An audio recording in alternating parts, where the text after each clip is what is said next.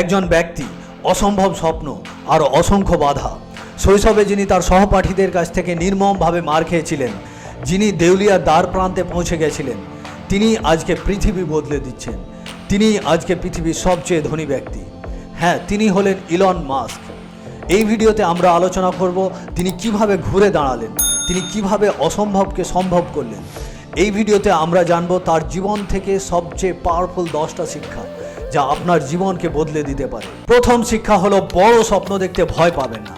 যখন সবাই বলেছিল যে সম্পূর্ণ ইলেকট্রিক কার পপুলার হওয়া অসম্ভব, তখন ইলন মাস্ক নিজেকে টেসলার মধ্যে নিমজ্জিত করলেন এবং তিনি সম্পূর্ণ ইলেকট্রিক কারের স্বপ্নকে বাস্তবায়িত করলেন। যখন সমস্ত এক্সপার্টস এবং বন্ধুবান্ধব বলেছিল যে কোনো প্রাইভেট কোম্পানির পক্ষে স্পেস রিসার্চ করা অসম্ভব, তখন ইলন মাস্ক SpaceX প্রতিষ্ঠা করলেন এবং রকেট কোম্পানি হিসাবে SpaceXকে সফলও করলেন।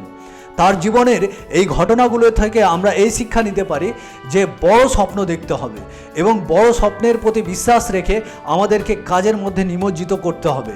তাহলে হতে পারে যে আমরাও আমাদের বড় স্বপ্নে সফল হতে পারবো। 2 নম্বর শিক্ষা হলো, কঠোর পরিশ্রম ছাড়া সফলতা পাওয়া সম্ভব নয়। আপনি কি জানেন প্রতিদিন ইলন মাস্ক 16 থেকে 18 ঘন্টা কাজ করেন?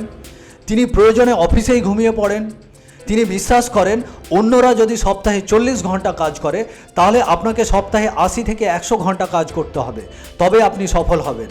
আপনি কি তার জন্য প্রস্তুত? 3 নম্বর শিক্ষাটি হলো, ব্যর্থতা মানেই শেষ নয়, এটি শেখার শুরু। 2008 সাল, SpaceX-এর পরপর 3টি রকেট উৎক্ষেপণ ব্যর্থ হয়। এর ফলে SpaceX দেউলিয়ার দৌড় গোড়ায়। ওদিকে টেসলারও অবস্থা খারাপ, টেসলাও কিন্তু দেউলিয়া হওয়ার উপক্রম। এই পর্যায়ে ইলন মাস্কের কাছে যা কিছু শেষ সঞ্চয় ছিল, সমস্ত কিছু তিনি লাগিয়ে দেন শেষ এবং চতুর্থ উৎক্ষেপণের জন্য, এবং এই চতুর্থ রকেট উৎক্ষেপণ সফল হয়। এর ফলে তার জীবন ঘুরে দাঁড়ায়। ইলন মাস্ক বলেন, failing is an option here, if things are not failing you are not innovating enough. অর্থাৎ ব্যর্থ হওয়ার এখানে একটা অপশান আছে। আপনি যদি কোনো কাজেই ব্যর্থ না হন, তার মানে এটাই বোঝা যাচ্ছে যে আপনি কঠিন কাজ করার জন্য যথেষ্ট চেষ্টা করছেন না। 4 নম্বর শিক্ষাটি হলো, জীবনে ঝুঁকি নিতে শিখুন, তবেই বড় কিছু সম্ভব।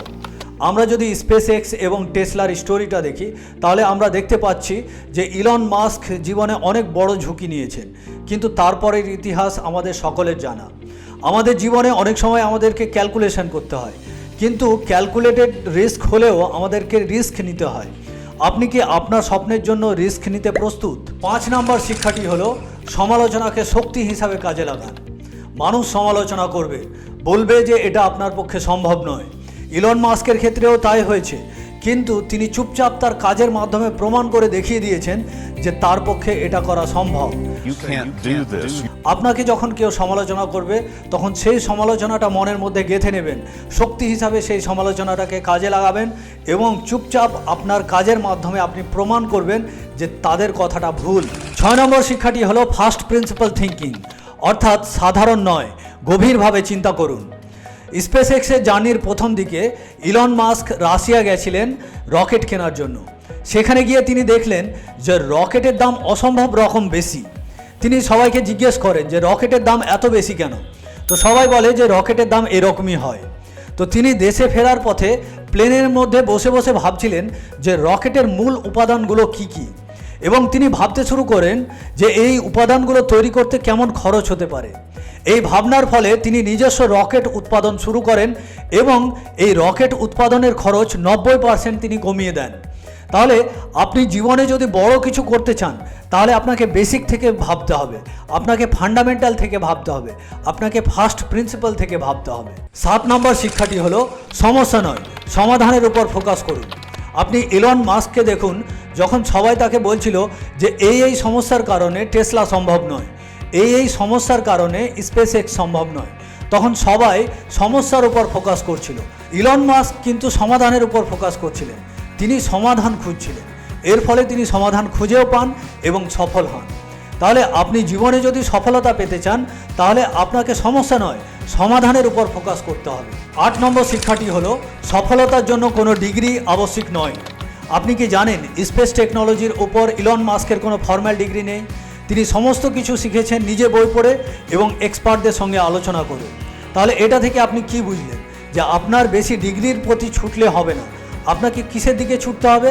আপনাকে বেশি স্কিলের দিকে এবং শেখার দিকে ছুটতে হবে যদি আপনি সফলতা পেতে চান। 9 নম্বর শিক্ষাটি হলো প্রগতিশীল হন, প্রযুক্তি এবং উদ্ভাবনকে গ্রহণ করুন। আপনি দেখবেন সমাজে এরকম অনেক লোক আছে যারা বলে যে পুরাতন যা কিছু ছিল সব ভালো ছিল, নতুন যা কিছু আসছে সবই খারাপ আসছে। এরকম মানসিকতা রাখবেন না। অনেক নতুন জিনিস আসে যেগুলো ভালো। প্রগতি এবং প্রযুক্তিকে আপনার নিজের জীবনে কাজে লাগাতে হবে এবং আপনাকে এগিয়ে যেতে হবে, পুরাতন ধ্যান ধারণা থেকে বেরিয়ে আসতে হবে।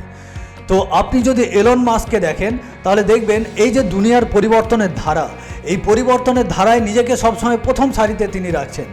তাহলে আপনি যদি সফলতা পেতে চান তাহলে আপনাকে প্রগতিশীল হতে হবে, পরিবর্তনকে গ্রহণ করতে হবে, উদ্ভাবন এবং প্রযুক্তিকে কাজে লাগাতে হবে।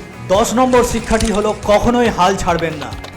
এখানে আমি আপনাকে একটা ইলন মাস্কের কোটেশন পড়ে শোনাবো। Never, I don't ever give up, I would have to be dead or completely incapacitated. For my part I will never give up and I mean never. অর্থাৎ তিনি কখনোই নিজে থেকে হাল ছাড়বেন না। তাকে যদি তার কাজ থেকে সরাতে হয় তাহলে হয় তাকে হত্যা করতে হবে কিংবা তাকে অক্ষম করে দিতে হবে, এছাড়া কিন্তু তিনি নিজে থেকে হাল ছাড়বেন না।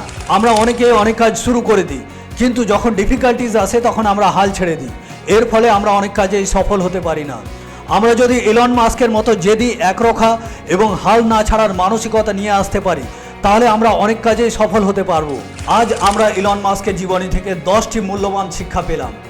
এই 10টি মূল্যবান শিক্ষার মধ্যে কোনটি সব থেকে আপনার বেশি ভালো লাগলো এবং কোনটি আপনার জীবনে আপনি সবচেয়ে বেশি প্রয়োগ করতে চান কমেন্ট সেকশনে জানান। এরকম আরও অনুপ্রেরণামূলক ভিডিও পাওয়ার জন্য এই চ্যানেলটিকে সাবস্ক্রাইব করুন। আবার দেখা হবে পরবর্তী ভিডিওতে। ততক্ষণ পর্যন্ত ভালো থাকবেন।